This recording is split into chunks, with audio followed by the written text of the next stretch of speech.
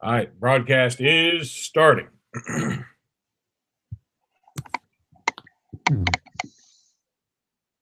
so here we go.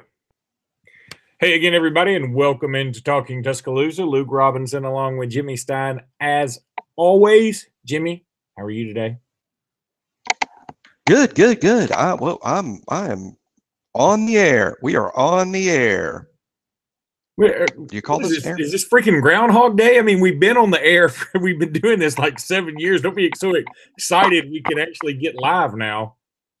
That's always a surprise when we make the technology work. So let's jump right into this thing. So before I forget to even discuss it, which I won't. Avery Johnson, you as the ultimate Alabama apologist. I don't know if I like that or not. It's probably. I know it's true. But okay. You know, you and a guy that I do some other programming with, a guy named Caleb Brooks, really nice guy. He's only like 23 or 22 or whatever he is, young guy, big Alabama guy, and he was talking about the basketball game the other day. He's talking about LSU. First, this all started back with Florida, and then it continued on with LSU and continued on with Auburn.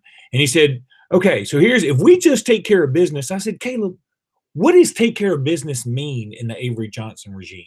We don't know, because we don't know what his business is. We have no identity. He has no identity. The team has no leadership. And I don't mean that in the as negatively as it sounds, even though it is quite negative by nature. I mean it frankly, literally. Like, who is the leader of the team? Not just on the court, meaning Avery Johnson, which I don't think he's been a very good leader so far, but who's the leader among the players? What player gets other players in line?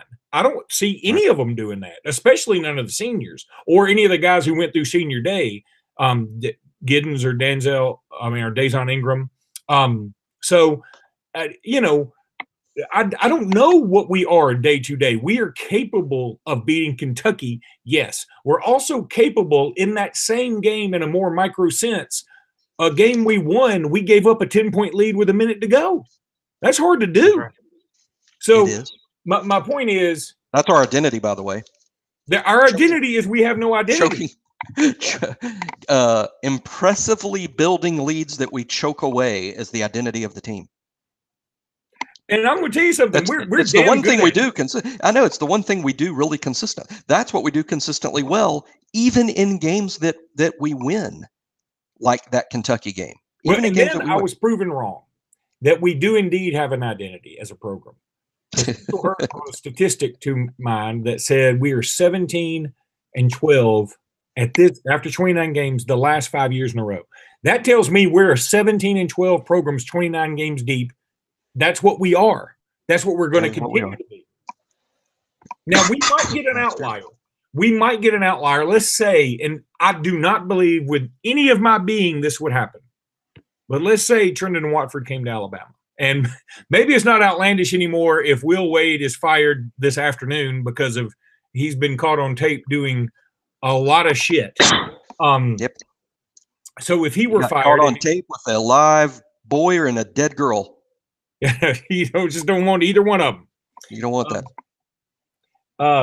Wouldn't it be ironic if Will Wade were like taking a break from coaching and we're watching like Leaving Neverland and he got a call like, man, they got you on tape doing all kind of shit. He'd be like, boy, that's so weird because I'm just watching another expose right now. What are the chances?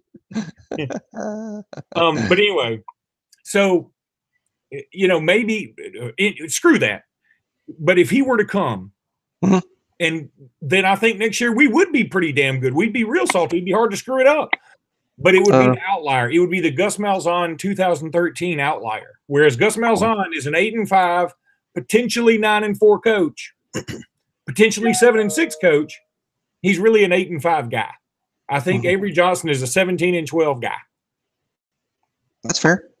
Yeah, I mean, I'm the apologist, but I don't disagree with anything. I think that's a bright take, and I agree that based on the evidence we have seen, and it is completely fair to judge Avery last year and this year. I think year 3, year 4, this is his program, it's his players, it's his style, and it's completely fair to judge. And I think obviously some of the takes are crazy and over the top silly. They're so negative. But hey, it's fair. I think it's fair for Alabama to ask: are we getting what we're paying for? Is 17-12 year after year? Is that good enough? Is that like, hey, okay, well, we're 17-12. We may get in the tournament, we may not, and that's good enough. I don't think it is good enough, and I hope Alabama wants more than that. Now the question is, can we achieve more than that with Avery? So far, the answer to that is no. And I think it's fair if someone gives up and says that's all we'll ever be, and we need to make a change. I would just say that it's not as easy to make a change as people would like. It's incredibly expensive. I know that some of our fans don't care what Alabama has to spend, but that's not reality. That's not business. It is a business. And Alabama is going to, if they fire Avery Johnson, will owe him $8 million. And that is not the only cost. We also would have to pay out his assistant coaches what they are owed under their contracts, which is substantial. So then you have to bring in someone who's not going to be cheap if you want someone good. And I don't think, this is just my personal opinion, I don't think the situation has gotten to the point where Alabama is backed into a corner and they have to spend that amount of money. I think they would more likely stick with Avery one more season to give him one more year to get it turned around and 1 year that makes it cheaper to make a change, while at the same time spending that year devising your plan for what you're going to do in the event you do make the change. So I think that's the most likely outcome. Me personally, I'm not bloodlust. If we fire Avery, okay. If we keep Avery, okay. But I'm with you. Unless Alabama signs Watford late, I am not optimistic about what would happen next season with or without Avery. I don't think you're in the la land if some Alabama fan out there is thinking, let's make a coaching change, and with these guys coming back, we'll win 25 games next year. That's stupid, and that's stupid. We're not. You're not going to make a coaching change and win 25 games next year. That's not going to happen. If we make a coaching change, next season will look like this season or worse, because it's just a fact. Some of the roster will leave if Avery is out. Some of them may leave if he stays. I don't know the answer to that.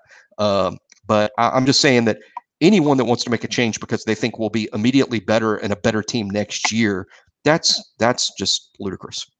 It is. You're right about that. That is, unless we sign Watford. Bananas. But I don't think Trenton Watford is going to sign with Alabama unless he knows who the coach is going to be. And, they're not deaf, dumb, and blind to all of the talk. I mean, for people to think that, they don't listen to the fans. Of course they listen to fans. What the hell else is there to listen to? You know what Christian Watford likes? Basketball. He's got the biggest decision of his life to make in the next month or two. He's making the biggest decision of his life. You know what he's doing? He's reading. He's listening to the radio. He's listening to what adults around him tell him. He's listening to these programs. He listens when he goes to the games. He knows exactly what Alabama fans are talking about. He has to. He's trying to make an informed decision about his future. He knows about this Will Wade situation too. And who knows what he's going to do. But right now, I'd be very surprised if Watford signs with Alabama when the fans are pretty unanimous in wanting a coaching change. Trendon's going to want to know who his coach is. No, I'm right there with you. Meanwhile, as we're just sitting here talking, Dan Witzel has just tweeted out that in a superseding indictment filed this afternoon, federal prosecutors allege Christian Dawkins paid bribes to unnamed assistant coaches at schools located in Nebraska and Texas, and sources say those schools are Creighton and TCU, which tells me that if Creighton and TCU are buying players, college basketball is firped. I'm talking about if Creighton is buying players, then there's about to be some major upheaval, or nothing's about to happen and it's wild, wild west forever and ever. I don't know.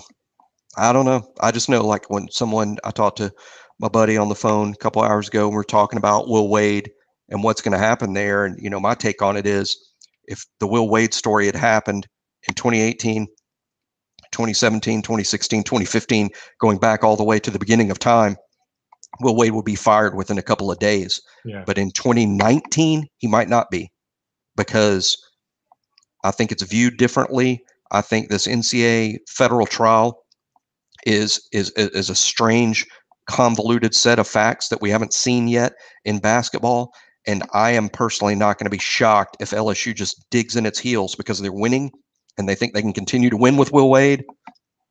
They may fight the NCAA on this and fight to keep him somehow, some way, because it's 2019 and the landscape has totally changed. We're in a landscape where Creighton, you're busted. TCU, you're busted. That means everybody's busted, and that's made a brand new landscape. So I don't know what's going to happen, but hey, we don't have any real credibility here, so we can make our guesses as fans and followers of the sport and as Alabama fans. And my guess is Will Wade's going to be fired at LSU, and Avery Johnson is going to be back next year to Alabama, and Watford is going to sign with Memphis or Duke.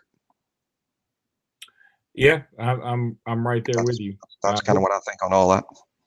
And the tweets are already coming in that Alabama's biggest rival in basketball, Creighton, is cheating. I think that's kind of funny. That is funny. That was our last big.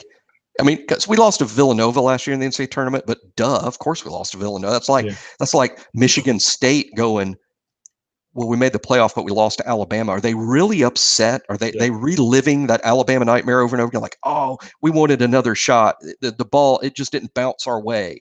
No.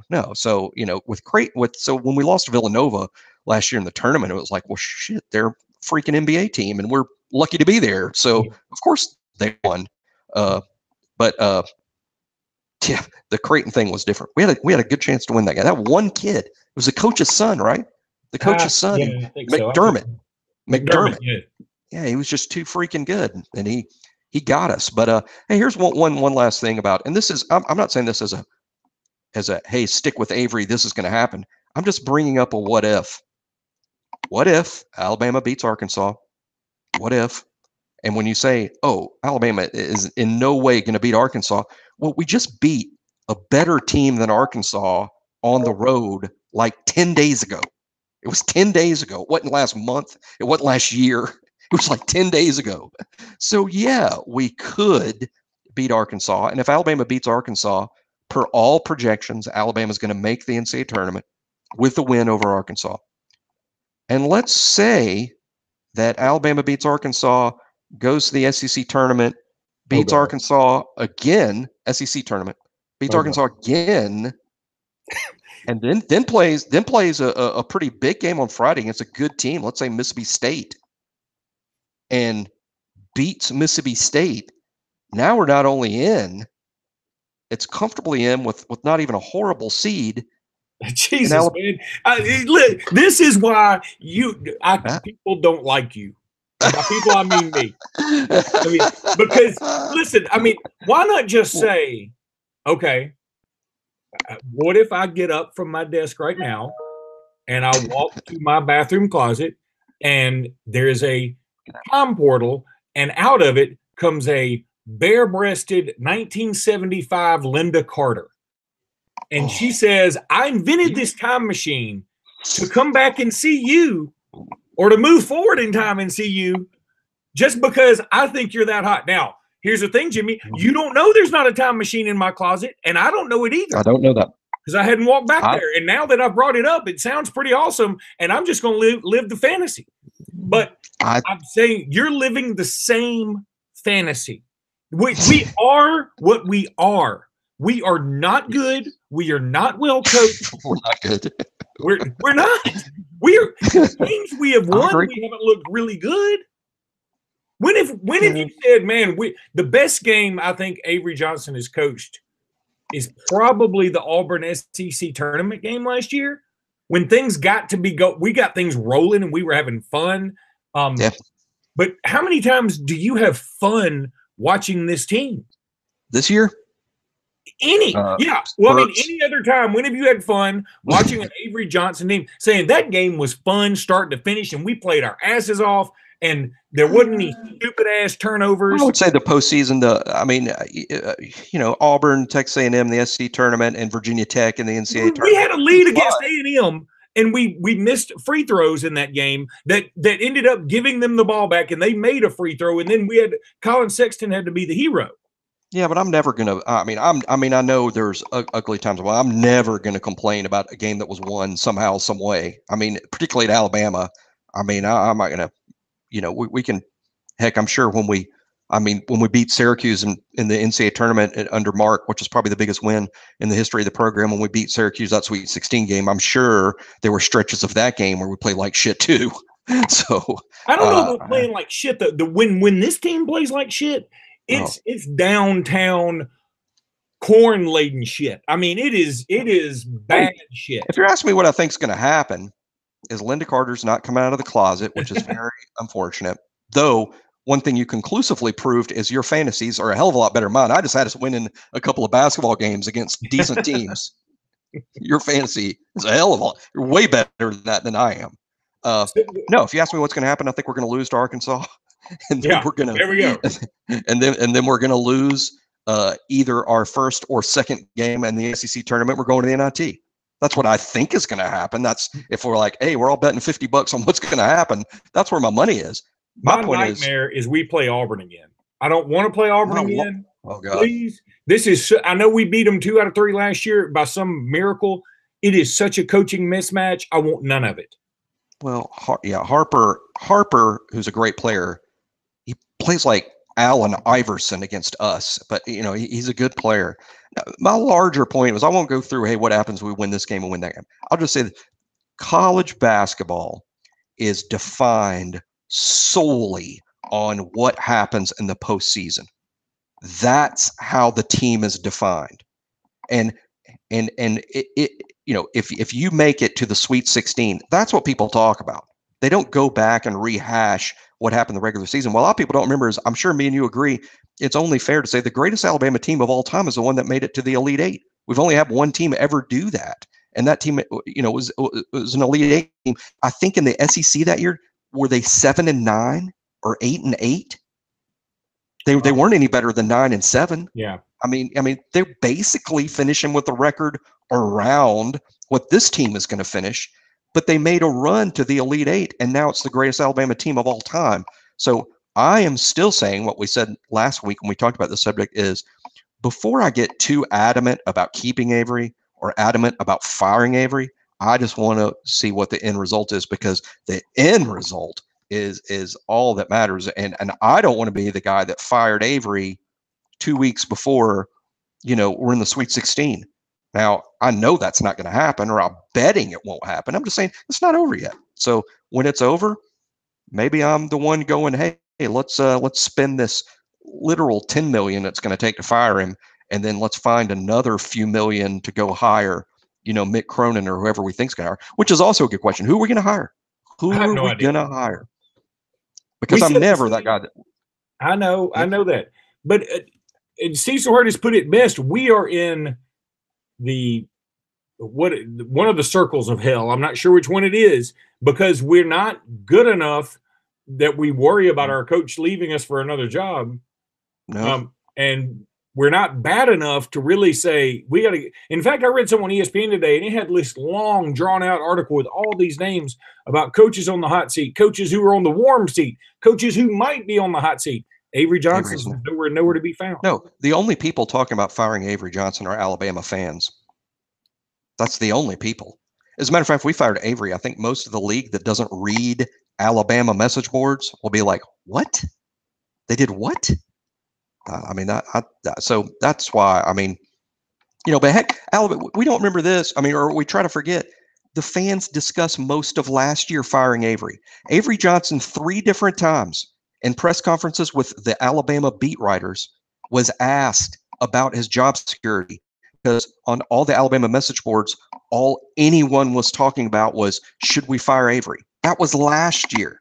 And while I'm not saying, some might take it as, see, we can't have this discussion year after year, we got to make this move and fire him. What I'm saying is, gosh, we love to hit that eject button, don't we? It's fast. And by the way, last year was the best Alabama basketball season in a decade. It was our best season in a decade. We spent most of the SEC season discussing firing the coach. True, but he's also year 4, and for the 4th straight year, he is 17-12. I mean, with 5 games where we had double-digit leads at least, and then we end up losing. And 3 other games where we had double-digit leads, and we had to come back and claw and fight and scrap to win. Yep. I mean, it makes no sense. I mean, the collapses in the second half are just a microcosm of the broader picture, which is we collapse in the second half of the season, which we're doing right now. But right in front of our eyes, we're doing in the macro sense what we do in the micro sense every game. Yeah, I don't disagree. I think that's a good take. Do you have a coach that you're like, okay, let's fire Avery and I want to hire X? I mean, yeah, but see, like here's the thing with Alabama basketball fans is I think any name we throw out there will be poo-pooed in the sense that somebody will give us all the reasons why they would never take the Alabama job. And my argument to that is, hey, Les Miles is at Kansas. Now, Les Miles wasn't working, but you're telling me Thad Matta isn't the basketball equivalent of Les Miles, and that Thad Matta wouldn't take the job if we said, here's $3 million a year that we love to pay people. We would like to pay it to you and see if you can do better. I bet you would take to my limited knowledge, I think Thad Matta would take her job. To my knowledge, I would think so. And I'm not saying it has to be Thad Matta. I'm saying I think there are opportunities out there for us. I mean, frankly, if then all this NCAA shit, they just say, they throw their hands up and say, you know what, we're starting with a clean slate. Everybody is okay, no more punishment, and everybody start acting right now. Then I would say, why not just go after Rick Pitino? Oh, but Luke, he's slimy and he's scuzzy and we're making fun of Bruce Pearl. We did all that. But guess what? Bruce Pearl's winning and winning enough. He's doing pretty good things at Auburn. He's not the coach they think he is necessarily, but he's pretty doggone good, and I damn sure would take him over what we got. Yeah, I mean, all that made. I on the surface, I wouldn't have a problem hiring Rick Pitino. I just think in the end, football people are going to make this decision, and they're not going to hire anybody that they worry is going to get us in NCAA hot trouble. Now, if all the rules have changed and it is the Wild Wild West, and you can do whatever you want, then I'd be all about hiring Rick Pitino, even at his age. But I would think off the cuff that the football people aren't going to let the basketball program hire someone that could tangentially get the football team in trouble, because we don't want to rehash it, but we all know the Albert Means scandal, which is now 18 years ago. But Alabama was facing the death penalty because of major violations committed in the basketball program, and I think even though it was 18 years ago, that's still fresh enough to where the thinking is going to be, we're not going to hire anyone that the NCAA already has a thick file on, because it could ding football. And right now, football is bringing in, $80 million in profit a year. They're not going to want. They'd rather lose the basketball games than ding football. And so that's why I don't think they would hire someone with Pitino's NCAA baggage. But like you're saying, Luke, it might be true that the NCAA basketball landscape is changing to the point the NCAA is like, we obviously can't police this. Screw it. Just do whatever the hell you want. It might be headed in that direction. Yeah. Speaking of football. Spring practice begins tomorrow, right? Tomorrow. Yeah. Tomorrow. Yeah. How exciting is that? The 2019 Alabama football season begins tomorrow. It really does. I mean, tomorrow is the first day of the 2019 football season. Alabama will begin practicing and make their playoff run beginning tomorrow. Not first day of practice in fall, not kicking off against Duke. Tomorrow. Pretty exciting. It is definitely very exciting. And meanwhile, Henry Ruggs, I would say he just ran by my window, but I would never know it because I wouldn't be able to see him. He's so fast. Flash. He ran 4.25 or something. That's what they say. Now, hand times are always faster than what they're going to do. I mean, I'll just say that I'm not poo-pooing anything. Henry Ruggs fast as shit. I think we knew that before the story came out. He might even be a little bit faster than we knew, but Ruggs is really fast, and that's awesome. I'll also say I will gladly bet anyone monetarily Ruggs is not going to run a 4.25 at Indianapolis 1 year from right now. He's not running a 4.2 up there. I think he probably is going to run a 4.4 up there. I think it's a good bet to do that. And as the Indianapolis Times prove, and we all forgotten, us fans that follow recruiting, and we see that term 4.4 every day that you read about recruits.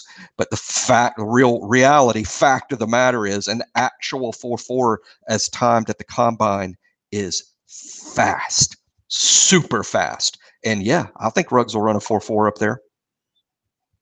He is he's going to be a special player next year. I would encourage everyone to take a picture of him because I don't think he'll be back after this season. Nah. No, if anything, that time is going to see so much of what happens with the agents. Ruggs is a smart guy, but these agents, when that story hit the newswire today, that Ruggs was timed in the 4.2s, his phone, his parents' phone, his high school coach's phone, they're inundated with agents today. Inundated. That's the reality. The seamy underside of all this is Ruggs is going to get so much attention from agents now that we can almost forget him coming back because those guys are pretty good at talking those kids into doing stuff. And the fact of the matter is Ruggs may be a projected first-round pick. So who could blame him for coming out if that's the case? I'm just saying his that phone's been ringing today with area codes from Atlanta and New York and Miami, where the big time agents are. That's right. Or some other cities. There's some other cities, LA, Vegas, correct. But I think sports agents, DC, New York, Atlanta, and Miami, bunch of them around those parts. Any other big time? Have you seen the girl that Q hired? You know, there's a girl, a female agent that represents Q, right? You know, Bill? She's hot, man. Yep. That's a good looking woman. Listen, in love with a good timing man. I mean, I'm not interested. I got Linda Carter in my closet, apparently. No, I have her in my closet. Oh, was that? Oh, man. I was thinking. Okay, so I only told a partial truth. I do have Linda Carter in my closet, and it is the older version of Linda Carter. She doesn't have a time machine, and it's not the Linda Carter you're thinking of. It's not that. It's not even that Linda Carter. It's a random Linda Carter that's tied up and tied to a chair in your closet. And actually, her name is Linda Lee Carter. And when I kidnapped her, I said, "You'll do." And strangely enough, she said, "All right." Linda Lee doesn't get out much. I saw this Twitter joke the other day. If they're laughing at your jokes, are they really hostages? That's pretty funny. And about it not being the real Linda Carter, it's like the line from Seinfeld when Kramer got hold of an actual Tony Award, and like went to various parties all the time because he was holding that Tony, and he was bragging to Jerry about what a great night he had. He said, "We watched the sun come up at Liza's house," and Jerry said, "Wow, Liza Minnelli," and he said, "No." Or John Voight the actor? No, John Voight the dentist. Well, I'm glad John Voight, neither the real John Voight or John Voight the dentist is in your closet. Go with this Linda Lee Carter you kidnapped from your local Circle K. All right. So what else are you looking forward to in spring practice? I think what I'm mostly looking forward to tomorrow, what I've talked about a lot today on Crimson Country Club and on the Twitter, is the offensive line. I think that's where a lot of the questions are. How are we going to line up? I got, a little bird telling me that that Matt Womack is going to play guard tomorrow. Again, I can't warrant or verify that, but someone that would know is telling me Womack will be at right guard, which would lead me to believe that the lineup tomorrow is going to be Leatherwood at left tackle, Wills at right tackle, Chris Owens at center. I would assume Deontay Brown and Emil Ekiyor will share left guard because Deontay Brown is facing a 4-game suspension to start the season, and Matt Womack at right guard. It's kind of what I'm expecting to see, but we still don't know it. And and here's the thing I haven't talked about enough that I think is interesting is with the new coaches, particularly on the offensive line, Kyle Flood is a new set of eyes. Every offensive line coach is different. It's the one position where you get really varying opinions from coaches that coach the offensive line about who's good and who's not. Brent Key had, quote, his guys. Hey, Kyle Flood may get here, and for all we know, he's going to go, that Kendall Randolph is one hell of an athlete. We're putting him out there. I mean, we don't know until we know what Kyle Flood's opinion of these guys is, and we'll get the first look at that tomorrow. Now, we can't say that however we line up tomorrow as a first team is going to be how we line up against Duke on August 30th, but I'd put a lot of credence in it. I would be like, hey, I'm not going to tell you that's a starting lineup versus Duke, but it's definitely the ones you bet on. I mean, however we line up tomorrow with the first team, that's probably what you would bet on. I think you're a real gambler if you're like, no, I want to put my $500 that Evan Neal's going to start.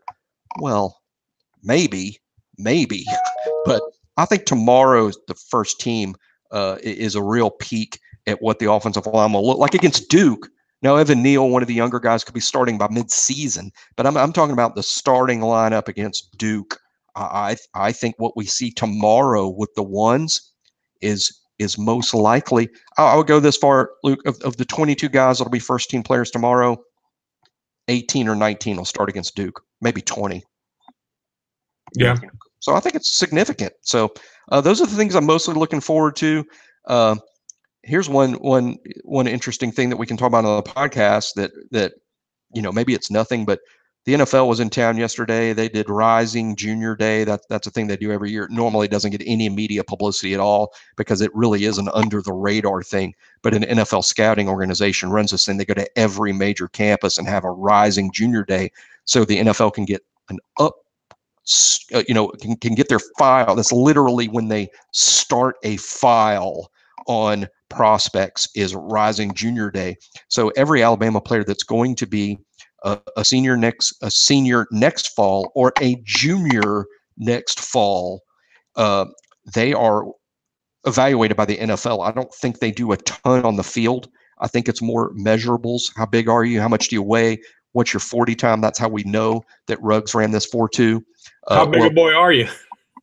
Exactly. Did you ever listen to the Roy D. Mercer stuff? Did you ever do that? I do know what you're talking about, and I do know that I have heard that. That is funny. But Tua was measured, and partly interesting to me was he did measure at 6 foot tall. That was important. I think Tua needs to be 6 foot to cement his spot as the number 1 pick in next year's draft, and he was barely over. Tua was basically 6 foot and 1/4 of an inch. Did he use the Kyler Murray measuring stick? Man, if he'd done that, he might have been 6'6". But everybody was shocked at that 5'10". I was shocked. I expected him to be 5'9", and it ended up 5'10". But I trusted. I mean, you're a hell of a conspiracy theorist if you're, he's really 5'8". But they just no. If you don't trust the measuring stick at Indianapolis, you trust nothing in life. That is true. There's nothing more. Trust nothing. But unless Kyler Murray went in there with some kiss boots, there's no freaking way he's tall. I mean, he needed some of those pimp shoes with the goldfish in them. But here's the alarming thing. So I was pleased that Tua was 6 foot, but did you see he was 230 pounds? That can't be the weight we want Tua to play at. I mean, is it 230 pounds of concrete muscle and he's a bigger, faster specimen now? I doubt it. In other words, Tua's heavy for some reason now. Maybe it was that offseason where he was recovering from the leg injuries, so he didn't do a lot of cardio work. And because he's such a good athlete, he can catch up with that over the summer. I'm not saying this is a holy shit, we better watch this. This is a disaster waiting to happen. I'm not saying that at all. I'm just reporting Tua was 230 pounds yesterday. I'm a little surprised by that number. I'd be telling you, dude. That brings up an interesting question. Who is the best player, not only in Alabama history, but in sports, in every sport, in their respective sports, that had the worst body? I mean, wouldn't you have to say Larry Bird in basketball? I mean, there was nothing chiseled about him. He looked like I mean, if Larry Bird showed up to your house in a Celtics uniform, you would think you were delivering an Amazon package or something. I mean, you would be like, what? I mean, you're tall, but I mean, what do you do? You would have no idea he would have turnaround jumpers and fadeaways and range for days. You'd have no idea. And in football, Tua, you're right. I mean, he's probably the I don't know. I'm not going to say he's not in shape. I mean, he's obviously in shape, but he doesn't have the look of, okay, that's a badass football player. Like Julio Jones, you look at him and go, holy shit, I don't want any of you in anything you do. You will beat me in everything. Right. No, I can see that. And now, especially if Tua is 230, he's probably literally Poochie in the belly, wouldn't you think? I mean, literally Poochie. I mean, we're talking about he's got a belly right now. And you don't see that a lot with quarterbacks, especially Tua can run around pretty well. I mean, obviously he had a 40-yard touchdown run against LSU on a hobbled knee. When we outran David White and who's the greedy. And both of them timed like really well in the 40. It's amazing. Yeah, Devin White ran a 4.4. Greedy ran a 4.3. Some athletes just have a game speed, and but if you just said, okay, run the 40 for me, it's not going to impress you. But if you said, okay, Devin White's chasing your ass, you're in a knee brace, you're going to somehow score a touchdown. It makes no sense, but it defies all logic, but it works. Yeah. I don't remember what Sean Alexander's combine times were, but I'd be really surprised if Sean Alexander ever broke 4.6 anywhere. Yeah. Yet when he got in the open field, no one ever caught him. Yeah. Sean was very rarely, if ever, run down. And I don't know that he ever broke 4.6 on a clock. So that's a great point. But so Tua is a little heavy. I mean, I don't think it's going to affect anything. And I think a kid like Tua could shed that weight in 2 weeks. But I was just a little surprised. I was like, oh, awesome. He's over 6 foot. Holy shit, he's 230 pounds. What else he been eating? That extra inch and a half had 30 pounds on it. That's right. Overall, maybe he's not 6 feet tall. Maybe they were going with width. Lay down flat here. No, there's a lot of bad body pitchers. There's been some bad body quarterbacks over the years, but I think you got to go back in time for that. Like you said, even Larry Bird's kind of going back in time. I think pretty much every sport now, I think there's more attention paid to weight training and athleticism than ever before. I mean, I don't think even Bob Horner could make it today. That's exactly right. There were some fat baseball players back then and some really thin ones. Yeah. And but there's been a lot of bad body pitchers, no doubt about it. Because they really only have to work on one thing. I mean, if as long as your arm doesn't fall off, those guys, if you throw a baseball 90 miles an hour, you didn't work your ass off till you could throw 90. You were born with that ability to throw a ball that hard. And I guess it doesn't really matter what the rest of your body looks like that really affects things in terms of your ability to throw the ball hard. But I'm sure any expert out there would tell you, hey, if you want to be a professional athlete, it would behoove you to be in the best athletic shape possible, no matter what position you're playing or what you're doing. But I'm just saying, you're not just a regular guy. So, I'm just a regular dude, so I can throw a baseball. I'm pretty athletic. I can throw a baseball 74 miles an hour, which most of the population cannot. Most of the population can't throw a baseball 74 miles an hour. But let's say you can throw it 74, so you're like, I really hit the weight room until I could get my fastball up to 90. Yeah. No. You're born that way, or forget it. Now you could, with weight training, I'm sure go from 74 to 79, or even 74 to 82. But you're not throwing a baseball 90 miles an hour unless the good Lord drew you up that way. Unless the good Lord was a Mariners fan. But I mean, it's still one of the things we don't talk about enough in just life is when Randy Johnson hit that bird with that shit. It's the damnedest shit I've ever seen. Why don't we talk about that? Should be the lead story on every news channel every day. Forever. That's the most random shit that's ever happened. We should talk about that on every podcast. I'm all for it. We should somehow post the video to our YouTube page and just begin every podcast with, it's another week of Randy hitting that bird. Y'all tune in and see the seagull explode. I mean, he exploded. It was, and I mean, I don't even know what you call that. I mean, the pitch happened. So did they do the pitch over? Had to be a do-over. And I don't know. I mean, maybe PETA has scrubbed the video from YouTube. PETA won't let anybody watch that anymore. And when you tell anybody that story or tell that story, everyone that's listening that has not seen it, and I can't imagine that be the case, but anyone that hasn't seen it is going to think that Randy Johnson was jacking around with his friends, and to prove how hard he can throw a ball, he threw a ball at a bird and killed it. No, that's not what happened. No, the bird went into it. That bird wanted to die. He was pitching a ball. He was pitching a ball in a game from the mound to the plate, and somehow, some way, a bird intersected with the ball on its way to the plate. Do you think? And because it was a Randy Johnson fastball, the bird exploded like it was a comic gag. The bird exploded into feathers. If the bird had just flown by the pitch, it'd be the damnedest shit I'd ever seen, because you'd be like, holy cow, why would that bird even do that? But do you think there were two other birds like at the top of that stadium, and like there were three birds, they were playing truth or dare, and one bird went, squawk, I'll take the dare. They said, I dare you to run in front of Randy Johnson pitch. And he's like, man, I'm way the hell up here. How am I going to even time this right? They're like, dude, just you pussy, go do it. And so the bird swoops down, and they're like, and you can see the two birds, like the other bird explodes, and the two birds look at each other with wide eyes, and they fly off. They don't want to be involved, just leaving the scene of the crime. You be the hell out of here. You think they did that? I'm your alibi. They do that, or was it the scene from Dumb and Dumber when they put the hot peppers in the killer's sandwich, and he's down there dying of a heart attack, and they're pointing at his face, going, I got you, we got you.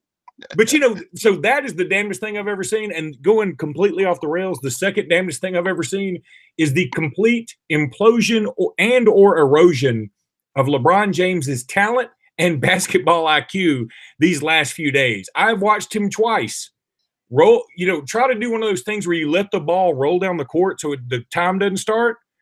And he did it the first time and was acting all cool, and he goes up and pulls up for a three, and he misses it so badly. And then the second time he does it, the freaking ball rolls out of bounds.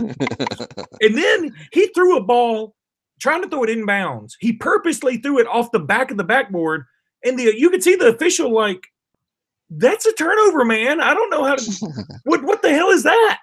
I mean, I'm not an NBA expert. I'm going to read of what's – first of all, I've always defend LeBron because I like the guy. I think he's not only is he one of the great players of all time in any sport, he seems like a good guy to me. I mean, he does so much charitably, and he's so smart, and he's so great on a mic, and he's so great in the ads and acting. He's just somebody a super guy to me, and I like him a lot. So I tend to defend him no matter what he does, but it's not a good look for LeBron the last couple of weeks at all. And the only way I can rationalize this is when the Lakers talked him into coming to LA and signed him up, I would imagine that the owner and the GM or whatever, they're in this room and they promise LeBron, hey, we're going to do whatever it takes to build a championship team around you. And then this season starts and they don't make that Anthony Davis trade. They can't make it happen.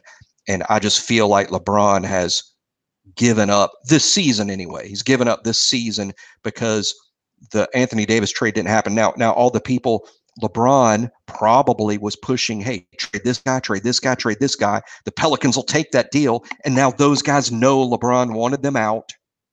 And it's just probably created an impossible locker room that deal didn't happen. And now LeBron has just mailed it in until the offseason and they can make a free agent splash and reconstruct the roster. That's the only sense I can make of any of it.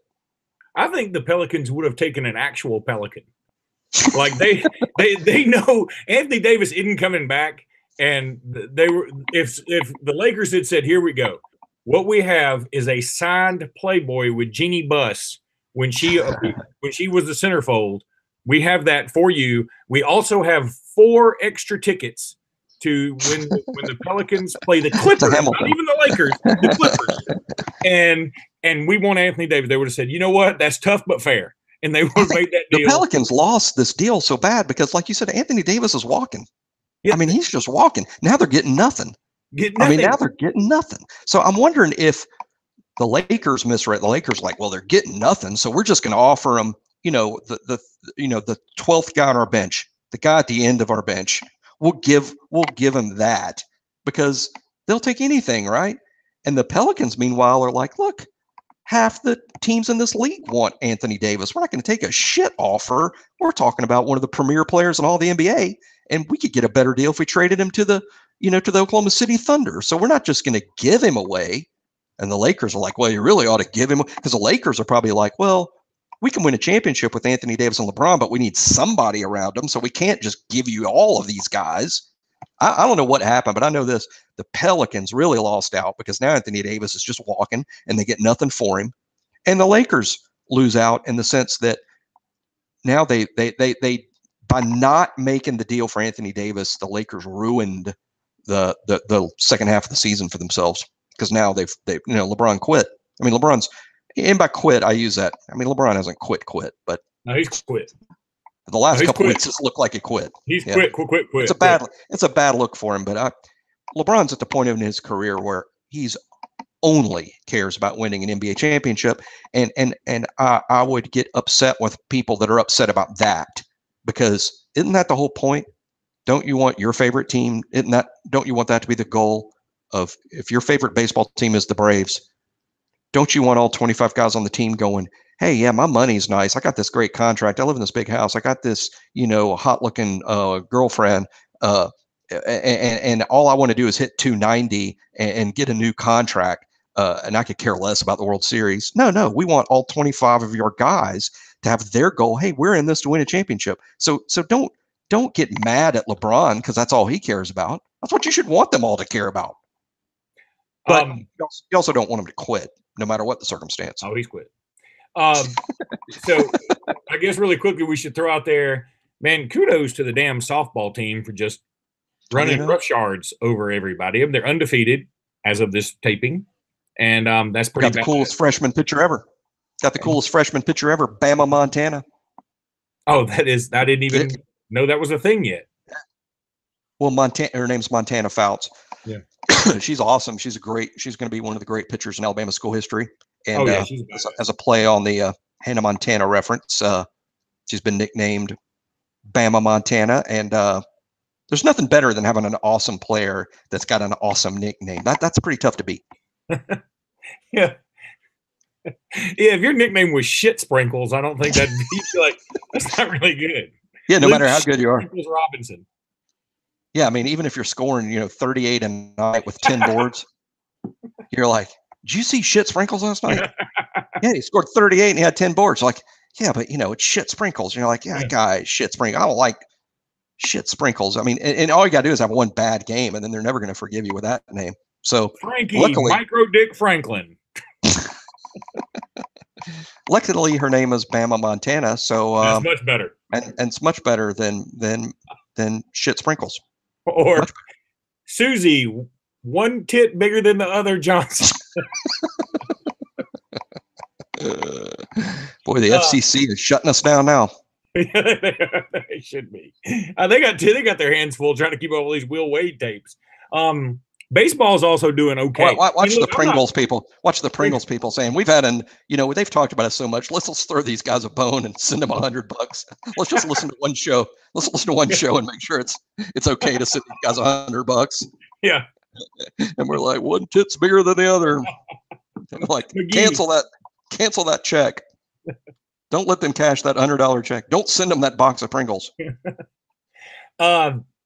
The baseball team is doing okay, but I'm going to tell you right off the bat, I'm not buying in yet. I mean, just not. I mean, I'm not going to do it. I'm not going to get sucked into a sport I don't like to begin with until I know we're pretty good. But I'm very I'm encouraged. Yeah. I think with that baseball team, once the SEC season starts, we just say, all right, we're trending up. See you next year. Yeah. Can we just stop right now, guys? Because the SEC is brutal. You see, there's something like, I'm not making this up. This sounds made up. There's like 10 or 11 SEC teams 11. In the top 25. 11.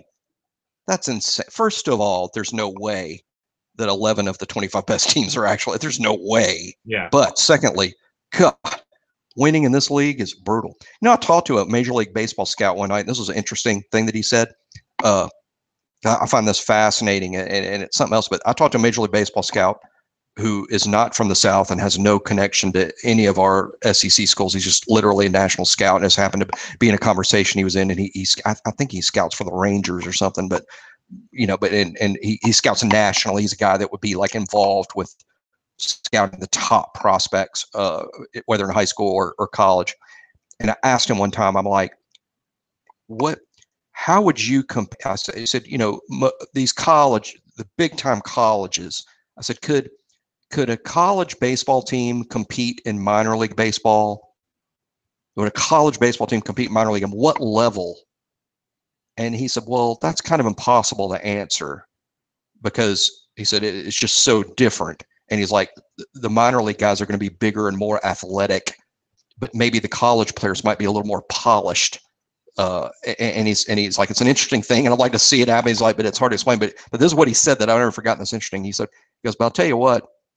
He says, if you watch two SEC teams play on a Friday night, an SEC game on Friday nights, when each team's number one pitcher is pitching against the other, he said, in that game, it's no different than Double-A baseball. Damn. He says you have a SEC teams with their number one pitcher on the mound playing against each other. He said the quality of baseball is what you'll see in a random Double-A game. That's pretty impressive stuff. Think about it. Oh, and this is a guy that's not SEC biased or anything like that, but that's what he said. SEC games on Friday nights, like Double-A baseball. Well, what I hate is we have 11 SEC teams ranked, and we're not one of them.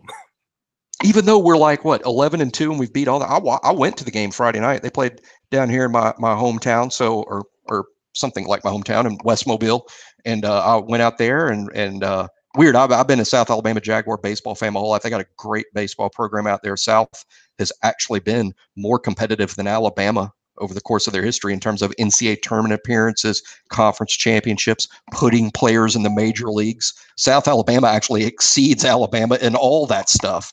So it's kind of weird for me being in that stadium. And of course I rooted for Alabama. Of course I did. I'm full of Alabama, but man, it is weird sitting in that stadium and rooting for the other team.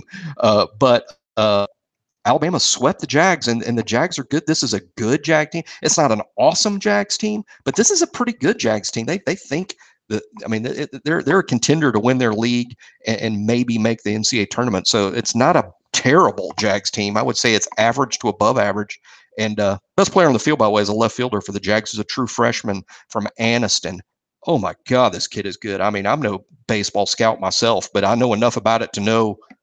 I watched those two teams play, and the best prospect on that field was the South Alabama true freshman left fielder. His name's Ethan Wilson. He was a quarterback at Anniston High School, and this kid was like a 4-year starter in football as the quarterback, in basketball as the point guard, and the star baseball player. So this guy's never concentrated on one sport in his life, and he's given up the football and the basketball to just play baseball. And he's 6'3", 210, and he plays left field, and he's built like a football player. And now that I think right now he's hitting almost 600. I mean, I'm serious. Yeah, and as a true freshman, and I'm like, well, let's see what their hotshot freshman looks like playing against SEC pitching. And Alabama's best pitchers on the mound, by the way. Alabama's number one pitcher, and Ethan Wilson hit a ball over the right field wall that I feared was going to land in my actual hometown of Daphne. I mean, he just crushed that ball, and I'm like, that is an 18-year-old true freshman. I mean, and big, fast, athletic.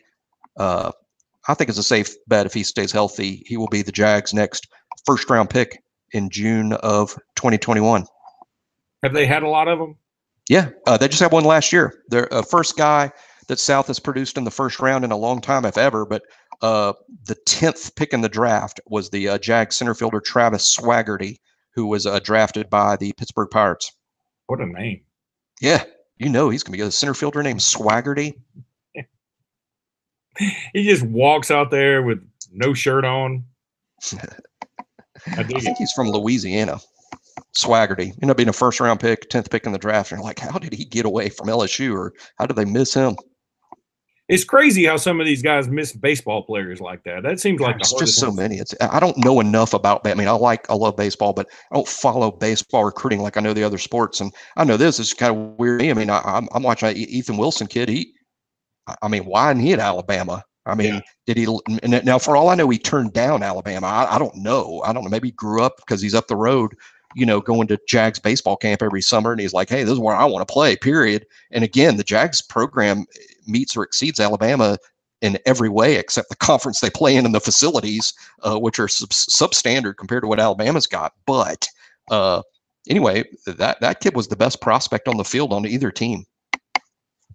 All right. Anything else you want to throw out there before we bring it up? I just can't wait till we do. I mean, I'm really like next week we'll do a podcast for sure because I cannot wait to talk about. We'll only have tomorrow's practice because the team's going to break for spring break. So there'll be one practice and then spring break. So next week we'll be able to rehash what we know about a practice tomorrow, and I can't wait. It'll be our first in-depth discussion of what really the 2019 team looks like. We'll be hashing it up on the old hash box. And we'll know what will have happened in the Arkansas game. And we'll probably be doing the podcast during the SEC basketball tournament. During Alabama. I think they'll make us play on Monday. They're like, you don't have to play anybody. You just have to go out there and do an intra squad, and we'll let you know if you won or not. If you read Tighter Insider today, you would think that in the SEC tournament that's upcoming next week, Vandy at 0-18 will be the 13th seed, and Alabama will be the 14th seed. Alabama will be the 16th seed. The South Alabama Jaguars baseball team will be the 14th. And LeBron James's former career will be the 15th. If you're reading that board today, you would believe it. It's hard to believe that our team has scored a point in any game all year. Tighter Insider it can be rather harsh. It's hilarious and sad all at once. I guess like any. How about this? Tighter Insider is like the actor Steve Carell. Yeah.